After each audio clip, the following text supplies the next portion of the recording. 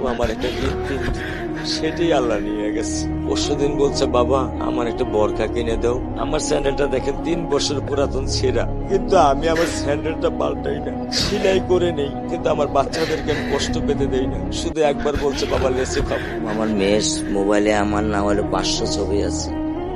আমি এখনো সাহস পাইনি আমার মেয়ের একটা ছবি বের করে দেখতে। আমার সে সাহস নাই, আমি সেই সাহস হারাই ফেলছি, কারণ ও আমার ছিল হৃৎপিণ্ড। ওর জীবনে এমন কোনো চাওয়া নাই যেটা আমি পূরণ করি নাই। পরশুদিন বলছে, বাবা আমার একটা বরখা কিনে দাও। আমার চাস্তো ভাই বললো, ভাই ইসলামপুর থেকে 300-400 টাকা পাওয়া যায়। আমি সাথে সাথে মিনি মার্কেট থেকে আমি 1000 টাকা দিয়ে আমার মেয়েকে বরখা এনে দিচ্ছি। আমি দরিদ্র, ভাঙা বাসায় থাকি, কিন্তু আমার পরিবার সন্তানদেরকে আমি কখনোই দারিদ্রতার স্বাদ পেতে দেইনি। দারিদ্রতার স্বাদ পেতে দেইনি।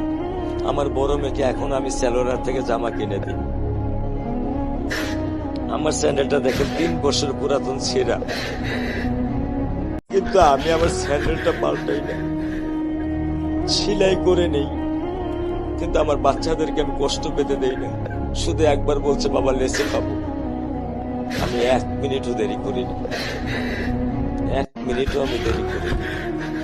ও আমার একটা হৃৎপিণ্ড, সেটাই আল্লাহ নিয়ে গেছে। আলহামদুলিল্লাহ, শুকরিয়া, আল্লাহ দিছে, আল্লাহ নিয়ে গেছে।